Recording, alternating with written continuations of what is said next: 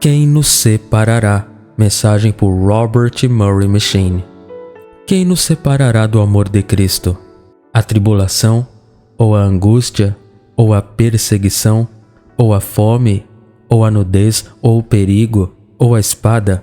Como está escrito: por amor de ti somos mortos todos os dias, considerados como ovelhas para o matadouro. Em todas essas coisas somos mais que vencedores por meio daquele que nos amou. Romanos 8, versos 35 a 37. Nesta passagem, há 3 perguntas muito notáveis. Primeiro, quem deve acusar os eleitos de Deus?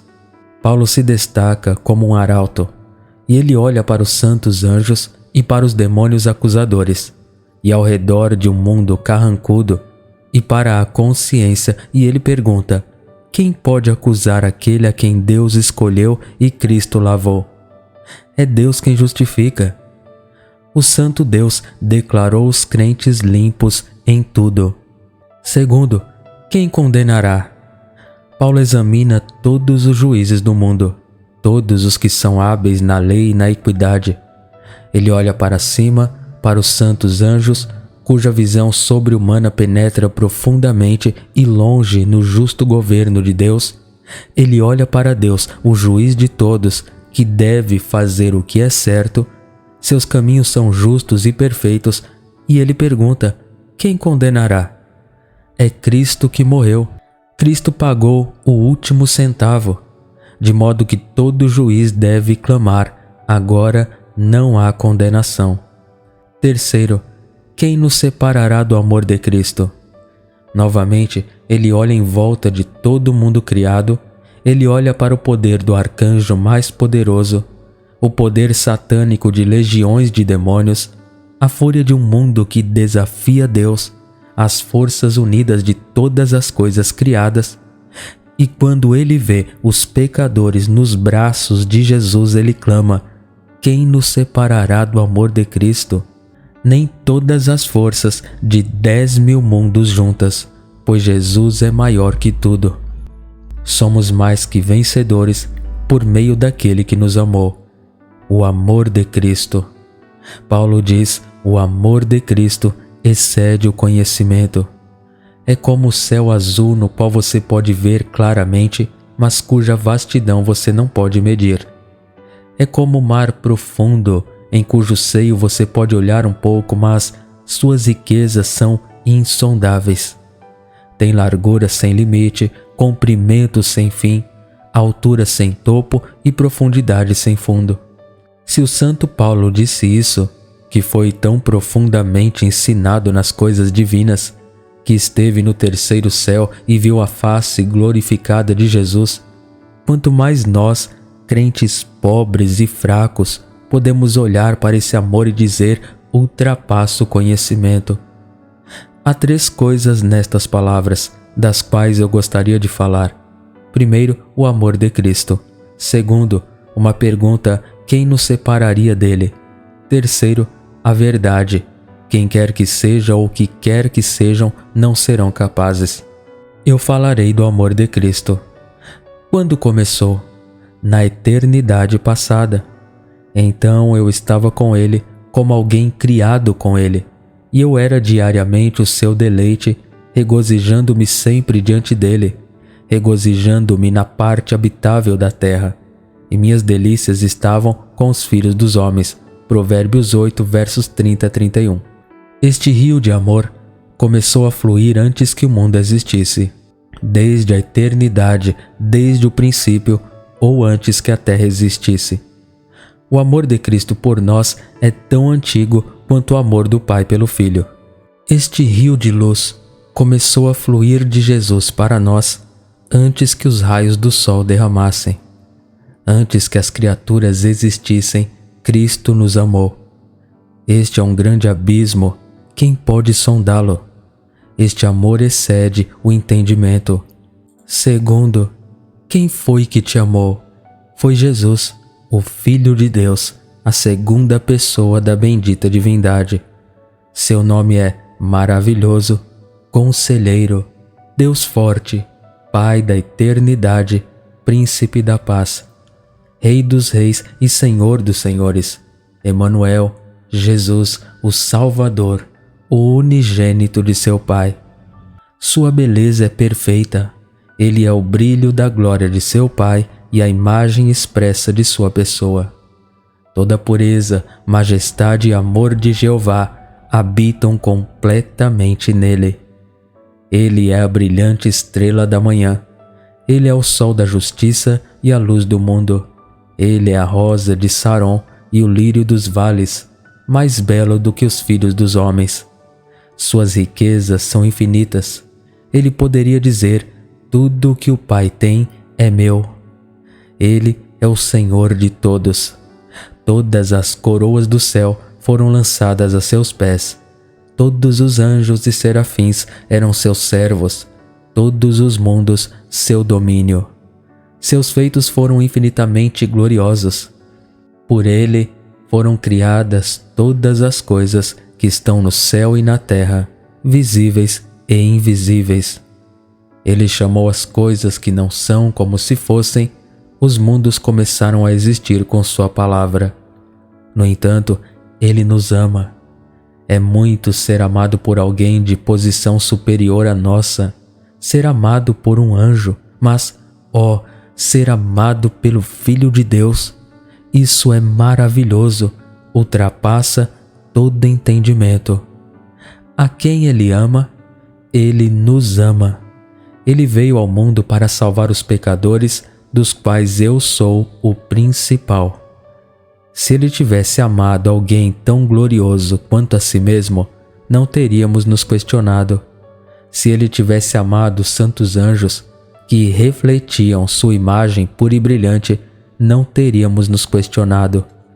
Se ele tivesse tido amado o amável entre os filhos dos homens, o amável, o gentil, o rico, o grande, o nobre, não teria sido uma maravilha tão grande. Mas, ele amou os pecadores mais vis, os miseráveis, os mais pobres e os mais sofridos que rastejam no chão. Manassés, que assassinou seus próprios filhos, era alguém que ele amava. Zaqueu, o vigarista de cabelos grisalhos, era outro. O blasfemador Paulo era um terceiro. A prostituta de Samaria era outra.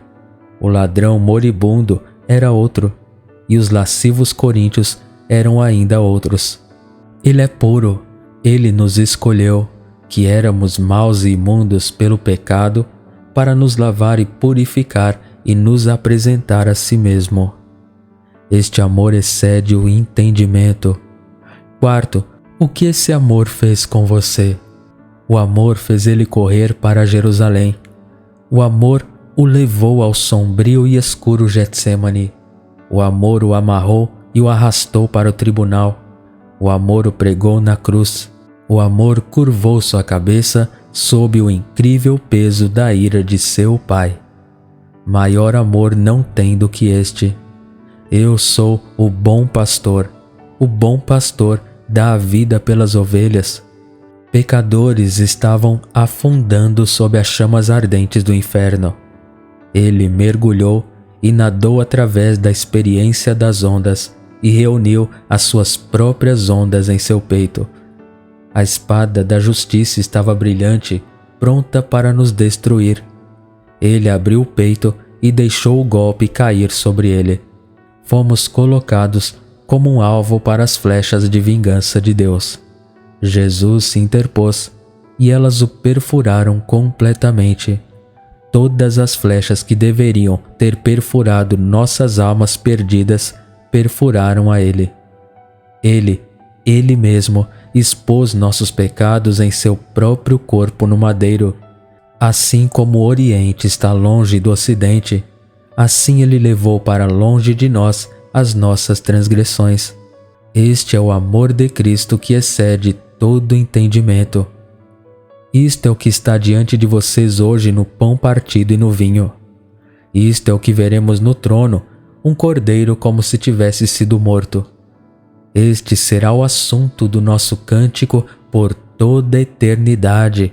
Digno é o cordeiro, digno é o Cordeiro. A alegria de estar no amor de Cristo. Você está neste amor incrível? Então, Ele o lavará e o fará rei e sacerdote para Deus. Ele o lavará em seu próprio sangue mais branco que a neve. Ele o purificará de toda sua imundície e de todos os seus ídolos. Um novo coração também Ele lhe dará. Ele manterá sua consciência limpa e seu coração correto com Deus. Ele colocará seu Espírito Santo dentro de você e fará você orar com gemidos inexprimíveis. Ele orará por você. Ele o glorificará. O mundo inteiro pode abandonar você. Queridos amigos podem abandoná-lo. Você pode ficar sozinho no deserto. Ainda assim, você não estará sozinho. Cristo ainda o amará. Oh, a miséria de estar fora do amor de Cristo. Se Cristo não te ama, quão insignificantes são todos os outros amores. Seus amigos podem amá-lo, seus vizinhos podem ser gentis com você. O mundo pode elogiá-lo, os ministros podem amar suas almas, mas se Cristo não te ama, todo amor à criatura falhará. Você se tornou sujo, implacável, profano. Você descobrirá isso no inferno, e todas as criaturas ficarão paradas e serão incapazes de estender a mão para ajudá-lo. Como saberei que estou no amor de Cristo? Ao ser atraído por Cristo, com amor eterno te amei, por isso com benignidade te atraí. Você já viu algo atraente em Jesus? O mundo é atraído por beleza, roupas ou joias luxuosas. Você foi atraído a Cristo por seus bons ungüentos? Esta é a marca de todos os que estão gravados no coração de Cristo. Eles vêm a Ele. Eles veem Jesus como precioso. O mundo não vê preciosidade em Cristo. Eles valorizam mais a luxúria, o sorriso do mundo, o dinheiro, o prazer. Mas aqueles a quem Cristo ama, Ele os atrai pela visão de sua preciosidade. Você, como um pecador se afogando, se apegou a Ele. Então Ele de maneira alguma o expulsará, de maneira alguma por tudo que você fez contra Ele. Mas passei meus melhores dias em pecado. Ainda assim, de maneira alguma o expulsarei. Eu vivi em pecado aberto, de maneira alguma o expulsarei. Mas eu pequei contra a luz e a verdade, ainda assim, de maneira alguma o expulsarei. Mas eu sou um apóstata, ainda assim, os braços de seu amor estão abertos para envolver sua pobre alma culpada e Ele não o irá expulsar. Muitos nos separariam do amor de Cristo. Desde o início do mundo, tem sido o grande objetivo de Satanás separar os crentes do amor de Cristo. E embora ele nunca teve sucesso no caso de uma única alma, ainda assim ele tenta tão avidamente quanto pode, como fez no início. No momento em que ele vê o Salvador levantar uma ovelha perdida em seu ombro, naquela hora ele emprega todos os seus esforços para arrancar a pobre ovelha salva do seu lugar de descanso. No momento em que a mão perfurada de Jesus é colocada sobre um pobre, trêmulo e culpado pecador, a partir dessa hora, Satanás tenta arrancá-lo das mãos de Jesus. Primeiro, ele fez isso antigamente. Como está escrito, por amor de ti, somos entregues à morte o dia todo, fomos considerados como ovelhas para o matadouro. Versículo 36. Este é um clamor tirado do livro dos Salmos. O povo de Deus em todas as épocas foi odiado e perseguido por Satanás e pelo mundo. Observe, primeiro, a razão, por amor de ti, porque eles eram como Jesus e pertenciam a Jesus. Segundo, o tempo, o dia todo, da manhã até a noite. O mundo tem um ódio perpétuo contra os verdadeiros crentes, de modo que temos que dizer à noite, quisera fosse de manhã, e de manhã, quisera que fosse de tarde. Eles não têm nenhum outro ódio perpétuo. Terceiro, a maneira. somos considerados ovelhas para o matadouro. O mundo não se importa mais em maltratar um cristão do que o açougueiro quando toma posse de uma ovelha para o matadouro. Os próprios bêbados fazem uma canção de nós. Tal era o clamor dos crentes de antigamente. O mesmo clamor foi ouvido em meio à neve do Piemonte e mais tarde em meio às colinas e vales verdes da Escócia. E estamos miseravelmente enganados se nos lisonjeamos de que o mesmo grito não será ouvido novamente. O diabo mudou? Ele ama mais a Cristo e ao seu querido povo? O coração mundano mudou? Ele odeia Deus e o povo de Deus menos do que antes? Ah, não. Tenho uma profunda convicção de que, se Deus apenas retirasse sua graça restritiva, as comportas da perseguição logo se abririam novamente, e muitos de vocês, deixados não convertidos sob nosso ministério, se tornariam perseguidores sangrentos. Vocês ainda vingariam a vós mesmos pelos sermões que tocaram os vossos corações. Segundo, o apóstolo nomeia 7 formas pelas quais os problemas surgem. 2 deles se relacionam com os problemas que são comuns ao homem, e 5 para aqueles que são mais peculiares aos filhos de Deus. Primeiro, tribulação e angústia. O homem que nasce da mulher vive poucos dias e é cheio de problema. Ele surge como uma flor e é cortado. Ele foge também como uma sombra. Os filhos de Deus não estão livres das angústias, doenças, pobreza, perda de amigos. Jesus disse-lhes: no mundo tereis aflições. A quem eu amo, eu repreendo e castigo. Agora, Satanás tenta tirar proveito desses tempos de tribulação para separar a alma do amor de Cristo.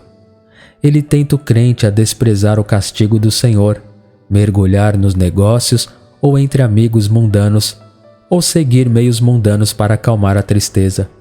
Novamente, ele tenta fazer a alma desmaiar sob eles, queixarem-se e murmurarem e acusarem Deus tolamente por não acreditar em seu amor e sabedoria. Dessa forma, Satanás tenta separar-nos do amor de Cristo. Um tempo de tribulação é um tempo de perigo. Segundo, perseguição, fome, nudez, perigo e espada. Todas essas são armas que Satanás usa contra os filhos de Deus. Que palavras amargas são lançadas contra essa alma! Em todas as épocas isso tem sido verdade. Eles andaram vestidos de peles de ovelhas e de cabras, sendo destituídos, aflitos, atormentados, dos quais o mundo não era digno. Aqueles que comeram o pão de Deus muitas vezes foram afastados de sua refeição tranquila.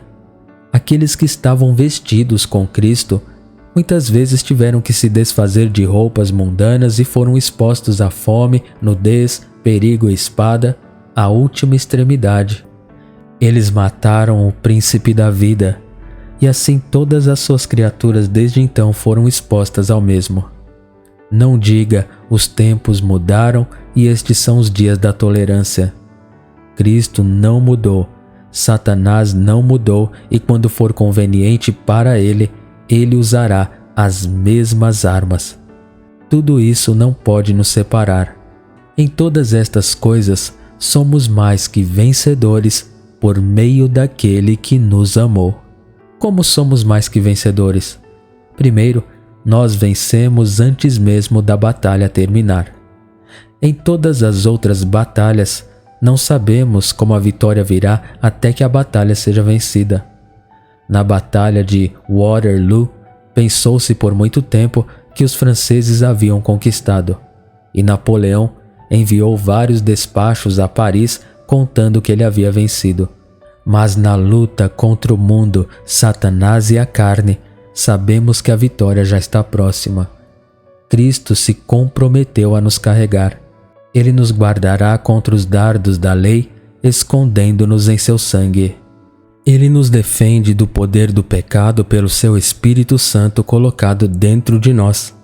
Ele nos manterá em sua presença contra a contenda das línguas. Quanto mais espessa for a batalha, mais perto ele se manterá de nós, para que possamos cantar: dou graças a Deus por Jesus Cristo nosso Senhor. Sabemos que seremos vencedores. Embora o mundo estivesse 1.000.000 de vezes mais enfurecido, embora o fogo da perseguição fosse novamente aceso, embora meu coração estivesse 1.000.000 de vezes mais perverso, embora todas as tentações do inferno tenham sido lançadas sobre mim, eu sei que serei vencedor por aquele que me amou. Quando Paulo e Silas cantavam no calabouço, eles eram mais que vencedores. Quando Paulo cantou: apesar do seu espinho, eu me gloriarei em minhas enfermidades, ele foi mais que um vencedor. Segundo, vencemos sobre nosso conflito. Muitas vezes, uma vitória é uma derrota. Assim foi naquela batalha em Israel depois da noite escura em Gibeá. Todo Israel pranteou, pois uma tribo foi quase eliminada de Israel. E assim, na maioria das vitórias, o canto do triunfo se mistura aos soluços da viúva e órfão. Não é assim na boa luta da fé. Somos mais que vencedores. Vencemos sobre nossos inimigos. Nós nos apegamos mais a Cristo. Toda onda de problemas pelo amor de Cristo se dissipa sobre a alma elevada na rocha. Cada flecha de amargura disparada após o crente faz ele se esconder nas fendas de Jesus. Contenta-te, caro amigo, em suportar estes problemas que fazem você se apegar mais ao seu amado. Eles nos libertam de pecado. Se fosseis do mundo, o mundo amaria o que era seu. Se o mundo sorrisse e bajulasse você, você se deleitaria em seu colo. Mas quando ele franze a testa, então Jesus é nosso tudo. Grande é sua recompensa no céu. Ganhamos uma coroa mais brilhante. Não tenha medo, nada jamais pode te separar do amor de Cristo. Oh, se eu soubesse que todos estão no amor de Cristo, que os braços de Jesus estão cercando você, então eu saberia que todo o ódio dos homens e toda a política do inferno nunca prevalecerão contra você. Se Deus é por você, quem será contra você? Se Deus te escolheu, te chamou, te lavou, te justificou, então Ele te glorificará. Oh, renda-se às suas mãos amorosas, você que não está longe do reino de Deus. Deixe que Ele te lave, pois então Ele te levará à sua glória. Amém.